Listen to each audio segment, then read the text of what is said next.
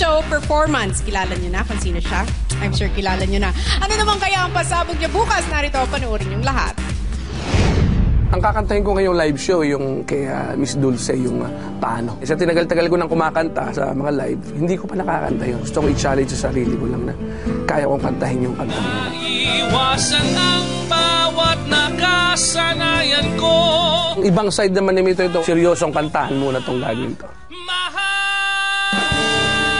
Nakikita ko sa mukha ko, napakadali. Parang kahit na tumataas yung boses mo, parang wala. Parang pwede akong mag-text habang kumakanta.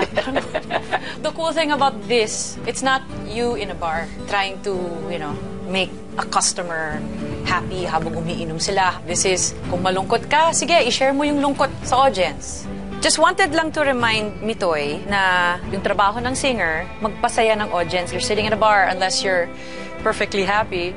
You're usually drowning your sorrows or celebrating an occasion with alcohol. You kind of have to conform to the mood of the audience. It has to be him in control. Lahat kami mga nakapasok sa next round, parang unti-unti na lang, meron na kaming maliit na, meron na kaming kapiranggot na pagmamayari doon sa 2 million, kaya unahan na lang doon sa pagdating doon sa dulo. Kaya, iba, double barrel yan. Bang-bang! Kaya tayo sa performance ni Mitoy. Yan ang dapat pakabangan bukas sa The Voice of the Philippines, the live shows. Pero ngayon, heto muna ang song request mula sa isang kapamilya ni Mitoy, ang kanyang nakakatandang kapatid, si Kuya Mario. Kuya Mario? Paso. Panganali, Kuya Mario in the house. Nakahanda na si Kuya Mario. Kuya Mario, yes. Ano ba yung gusto mong kantahin? Or gusto mong kantahin mo, ng kapatid mo para sa ating audience ngayon? Napag-usapan namin kasi magkakapatid to, sir. Wow. Wow ba? Nag-meeting pa kayo? Nagka-family meeting pa, oh. Luha by Aegis. Bilib na bilib daw kayo kay Kuya Mitoy. Of Ay, hindi course. pa kuya nyo yun. Batang Mitoy. Oo naman. Sa kanyang talent, talagang alam kong kaya niyang i-deliver na mas maganda ang luha. So, tingin mo kayang-kaya niya ang luha? Yes. Matigin natin kung mapapaluwa tayo sa galing ng performance ni Mitoy. Parts! Kuya, request granted! Singing Luha by Aegis, please welcome Mitoy! Akala ko ikaw ay akin, totoo sa aking paningin.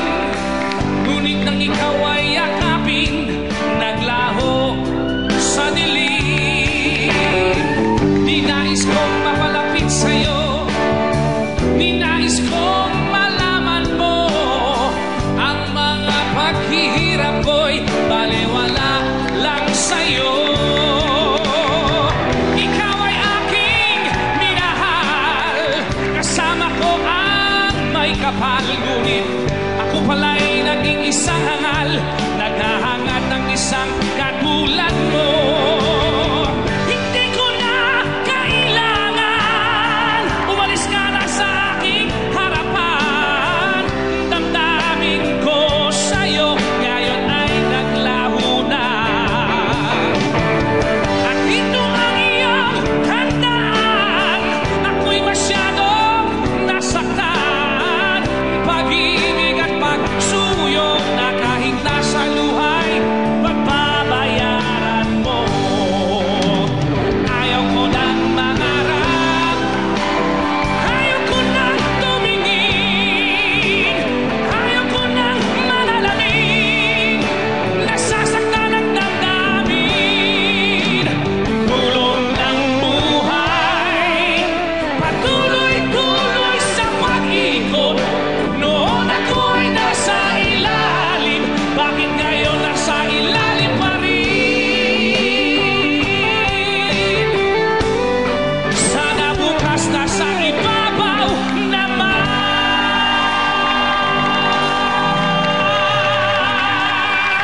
Grabe ka, Mitoy! Mapa-live show, mapa-Saturday show, standing ovation talaga ang mga nanonood sa'yo. You never cease to amaze us with those kinds of performances. Alam niyo ba, hindi lang si Mitoy ang may makakatapat. Dahil pati si Coach Lea ay may makakatapat bukas na isang very special guest. Ito ang isang eksklusibong silip sa paghahandang ginagawa ng Grammy Award-winning artist na si Miss Patty Austin, Coach Lea at ng artist na di lalaban bukas. Parang panaginip lang. Kasi Pati Austin na yun, di ba? Nagbigay siya sa amin ng tips. Kinoach niya pa kami. Tapos, hindi lang sa pagkanta, sa in life, may ganun pa siya. Nakikita ko lang sila nag-usap ni Miss Leia, parang nakatingin lang ako ng ganyan. Feeling ko, nakakahiya ako. Baka siguro na weirdoan siya sa akin, pero okay lang yun. Kasi gusto ko lang makuha lahat ng mga sinasabi niya para at least, di ba, may matutunan din ako. Kaya napigilan yung sarili ko, umiyak talaga ako. Na kailangan ko magtago sa likod ni Kim. Kasi hindi ko na-expect na kasama ako. Eto pa, nahawakan ko yung tuhod ni Patty Austin. Nung sa 80s, nung sa band pa ako, I used to sing yung If I Believe. Yung imagine like a Grammy-winning artist, tapos nandyan siya sa stage, katabi ko pa. That was really a big emotional moment for me. Walang kakupas. Yung natawag na walang kakupas-kupas. Kaya lang, hindi tayo kasali. Yes! Oo nga. Swerte eh. Sana nga, nasa lubong kayo doon sa hallway. Oh? Ano sabi? Wala lang. Hindi ako marunong mag-English eh. Sa aming pagbabalik, malalaman na natin kung sino ang makakatapat ni Mitoy. Dito pa rin yan sa The Voice of the Philippines.